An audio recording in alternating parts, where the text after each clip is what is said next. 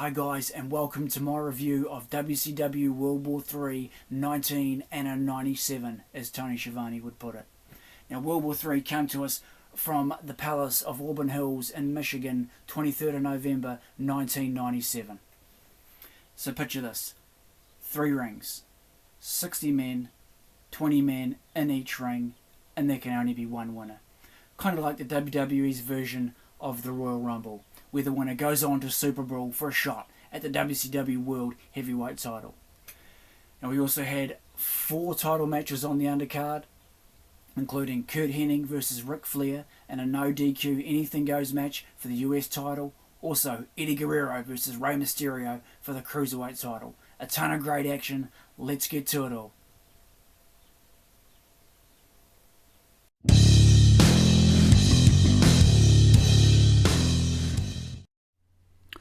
Alrighty, so the first match of the night was a tag team match between Ernest, the Cat Miller, and Glacier. They tagged up against the Faces of Fear, Ming and the Barbarian, and they had Jimmy Hart with them. Glacier and the Cat, Ernest Miller, used their martial arts style of wrestling to tackle the brute force known as the Faces of Fear. Glacier, still seething from his submission loss to Ming just a week before, was determined to do what it took to bring the big men down. However, it was Glacier on the receiving end of the pain, as Ming and the Barbarian took turns delivering amazing punishment to him before he was able to tag in his partner. The Cat, Ernest Miller, came on strong and managed to clear the ring, but the Faces of Fear and their cagey manager, Jimmy Hart, proved to be more than he could handle. After being distracted by Hart, Miller was caught in the Ming Tongan death grip. As Glacier fought off the Barbarian on the outside, Miller was pinned by Ming, giving the Faces of Fear yet another victory in a string of impressive wins. So the winners of this match, the Faces of Fear, by pinfall. A pretty good tag team match here. Nice, swift and fast tag match to start off WCW World War 3 1997.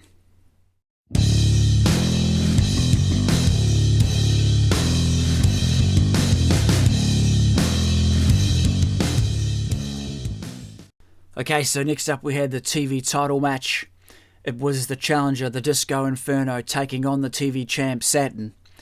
Now, the two couldn't be more different in style and appearance, that is for sure. Saturn, with his no-nonsense style of wrestling, went right to work on Disco, but Disco struck back with a new intensity, one that we had not seen before. Twice, the Disco Inferno threw Saturn to the outside, infuriating the new champ. Back inside the ring, the match turned into a brawl, with Disco Inferno delivering several kicks and punches and a stiff back elbow to Saturn. The Disco Inferno even went after the members of Raven's flock, attacking Kidman and Hammer on the outside as they sat watching the match in the front row. However, Saturn rebounded and applied his Rings of Saturn on the former champ, and despite his intense determination, Disco, in the end, he tapped out, allowing the TV champ, Saturn, to keep his belt. The winner in this one, Saturn, by submission, he keeps his TV title.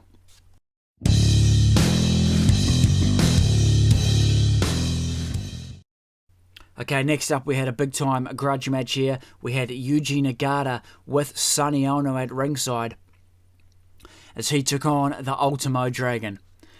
Now, as I say, this was more than just a match. This was retribution for the Ultimo Dragon, who desperately wanted the prize. 5 minutes alone in the ring with Sonny Ono should he win the match. The Dragon started the match very focused, intent on extracting revenge from his former manager, who cost him many matches in the past due to interference. Still suffering from an injured elbow, the Dragon ended up on the receiving end of several Nagata slams to his arm, as well as a ton of near pinfalls, submission maneuvers and sleeper holds. The Dragon, fiercely determined, refused to give up and came back with his rapid fire kicks. A top rope plancha to Nagata flattened both men, but didn't get Dragon the 3 count. Ono, on the outside, was sweating bullets, thinking of his fate should the Dragon pull off the win. In actuality, the Dragon did win this match as he slapped his sleeper hold on Nagata, who tapped out. The referee, however, was distracted by the menacing Ono and did not see this. The end came as the Dragon had Nagata in a belly-to-back suplex, and Nagata kicked off Ono, who was on the apron, and then reversed the hold and pinned the Dragon using the ropes for leverage. So the winner here, guys, Yuji Nagata by pinfall in what was an hellacious grudge match.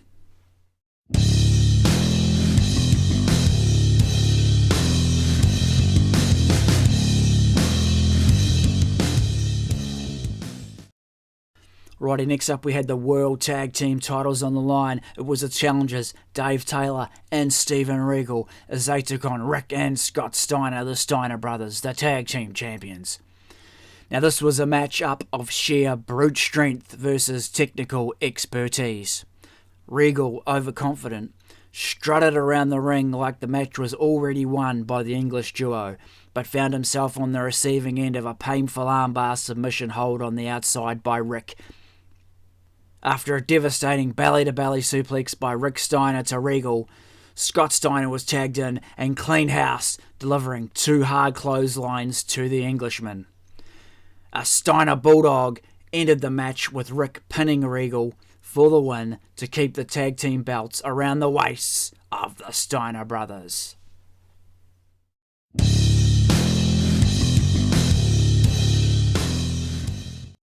Alrighty guys, so next up we had the match between Raven as he took on Scotty Riggs.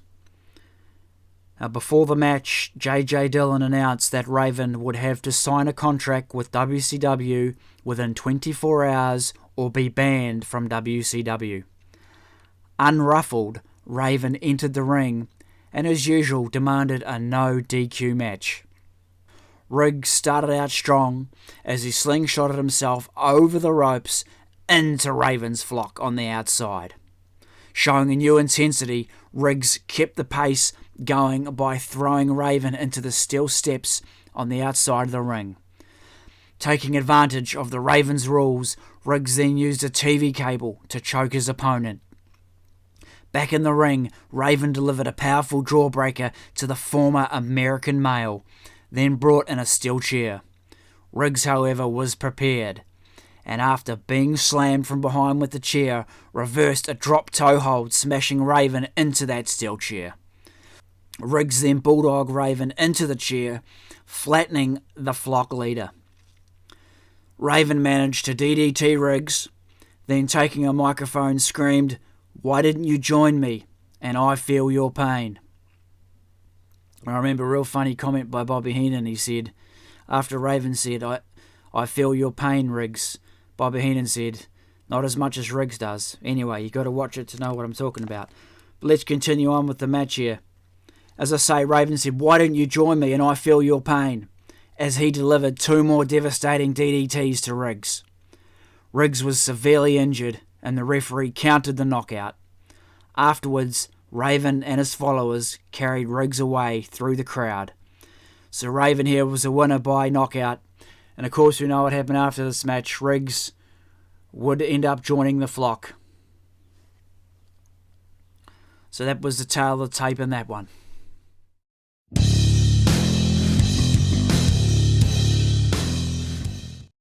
Okay, so this matchup between Steve McMichael from the Four Horsemen taking on Alex Wright was originally scheduled to be Steve McMichael versus Bill Goldberg in a Superbrawl ring match.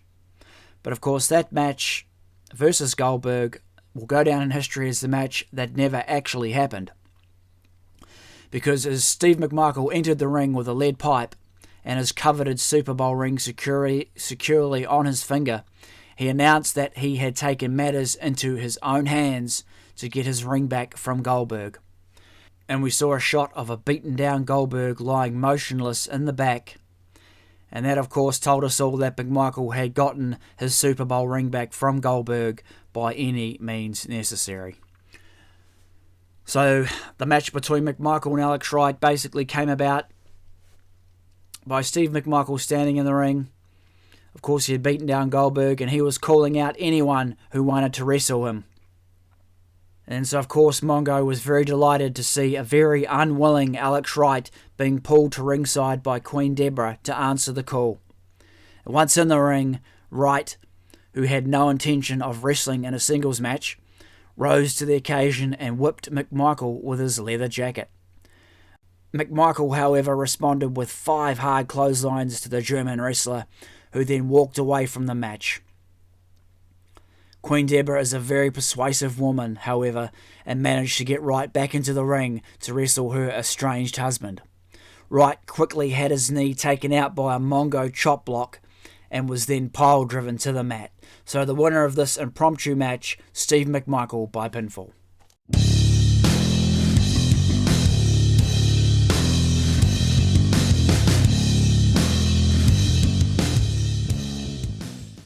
Okay, so next up we had another pretty awesome match here for the Cruiserweight title. It was a challenger, Rey Mysterio Jr., taking on Cruiserweight champ Eddy Guerrero. This was another dazzling array of maneuvers by these two amazing athletes, and it just left the audience in awe. Mysterio managed a head scissors takedown on Guerrero early on, and then hit a twisting suicide splash and a springboard leg drop. Guerrero almost lost his title when he was caught up in a Mysterio Hurricane Rana roll-up, but was able to reach the ropes. From there, it was all Guerrero, who flattened Mysterio, who frog splashed his way to victory. After the win, Guerrero screamed, "Do you want a piece of this?" to anyone who was listening. Luckily for them, no one answered the challenge. So the winner here, Eddy Guerrero by pinfall, and he retained his Cruiserweight title.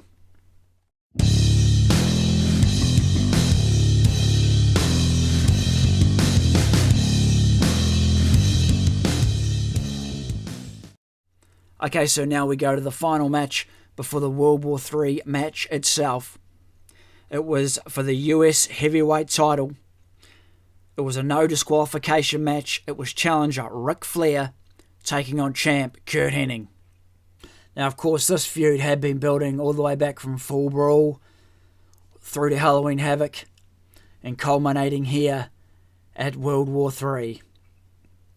And it seemed each time that these two adversaries met, it just seemed that the matches got more and more brutal. And this time around, they spared no time brawling throughout the crowd, using the TV cable to choke each other and punching and kicking one another in the ring. Flair delivered an amazing double axe handle on Hennig on the arena floor, but injured his ankle in the process. The champ always wanted to take advantage of an opponent's weakness, concentrated on Flair's injured ankle, delivering outrageous punishment to the Nature Boy's ankle.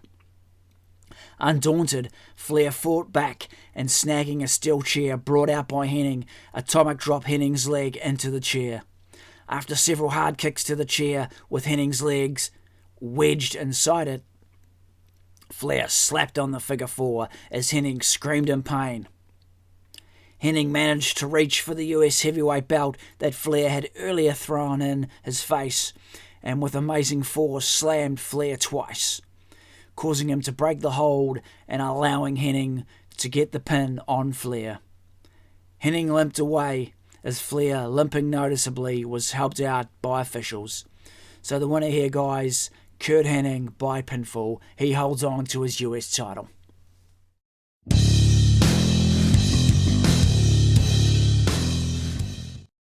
So here we go, guys. The main event, World War III, 1997. 3 rings, 60 men, 20 men in each ring. The rules are they battle it down to 5 men are left in each ring. And those final 15 men go into one ring and they battle it out until there is only one man left. And that man is your winner, and he will go on to Superbrawl to have a shot at the WCW World Heavyweight Championship. So that's how it all works, guys. And WCW's best were on hand to battle it out for the coveted title shot on February 22nd, 1998 at Superbrawl. Unfortunately, the NWO was also present, with the exception of Kevin Nash, who did not come out with his fellow NWOers to do battle.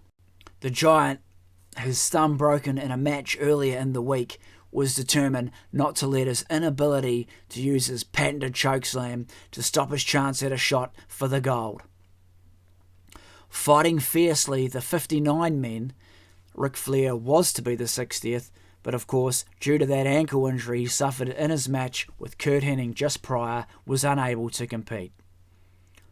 So fighting fiercely, it was the 59 men, and they held on to the ring for dear life. At last, there were just 10 men left in the centre ring.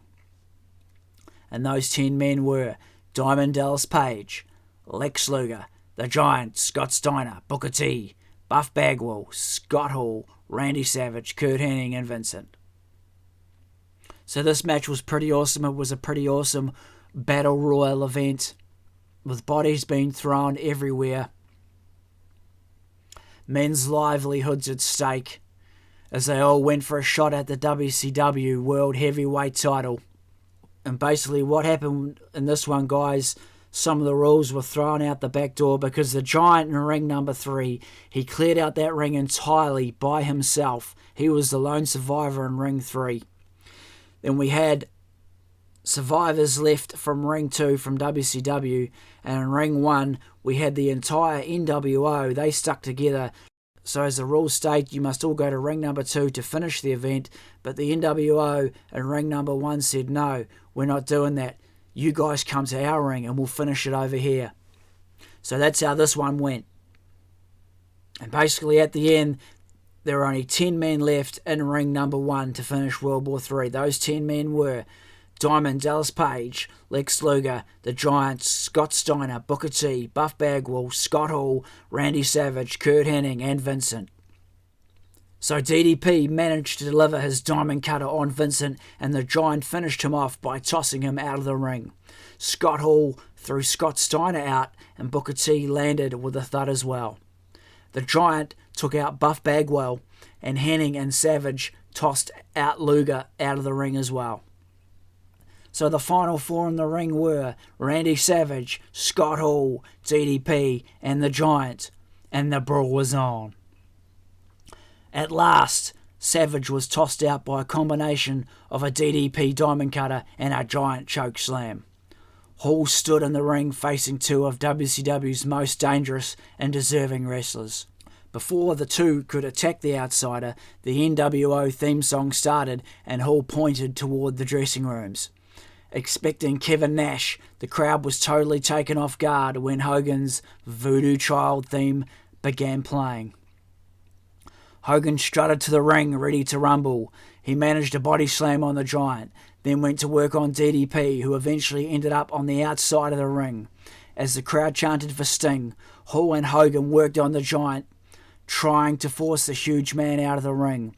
Suddenly, Sting, as everyone thought, flew down from the rafters and Hogan jumped out of the ring in apparent fright when this man who looked like Sting hit the Giant with his baseball bat, sending him crashing to the floor. It was apparent to everyone watching that yet another fake Sting had been sent out by the NWO.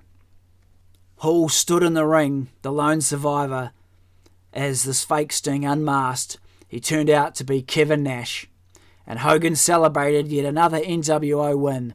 Hogan took advantage of DDP's near unconscious state to slap the diamond cutter on him. Hall and Nash stood in the ring laughing as the NWO won another battle by using trickery and cheating. So the winner here, guys, and the man who would earn his shot at the WCW World Heavyweight title, Scott Hall. Alrighty guys, so now time for a bit of a sum up of the World War III event. I thought it wasn't too bad a pay-per-view. Maybe some of the undercard matches were a little bit underwhelming. There are a couple of good matches in there though. I thought the tag match to start off the night between the Faces of Fear and Glacier and the Cat, Ernest Miller, I thought that was a pretty cool match. Also, the grudge match between Nagata and the Ultimo Dragon is another pretty good match there. The Guerrero Mysterio match again was a good match. Obviously it was going to be pretty hard for them to live up to what they had done the previous month at Halloween Havoc, but that was a good match. And of course the US Heavyweight match between Flair and Hennig wasn't too bad as well. But of course the real standout was the actual World War III match itself. That was the real standout. That was the real standout of the night. The 3-ring 60-man battle royal. That was pretty damn awesome. It was actually the first World War III event that I'd seen, that me and my mates had seen, and we were like, you know, we heard 3 rings, 60 men battle royal. You know, what the heck's this gonna be? And yeah, we were sort of pretty, you know, blown away by it. The end was awesome with Kevin Nash coming down from the rafters dressed up as a fake Sting, and when Hogan came out too, that was really cool. It was big swerve, big surprise. And the event just itself was good. It was a good battle royal.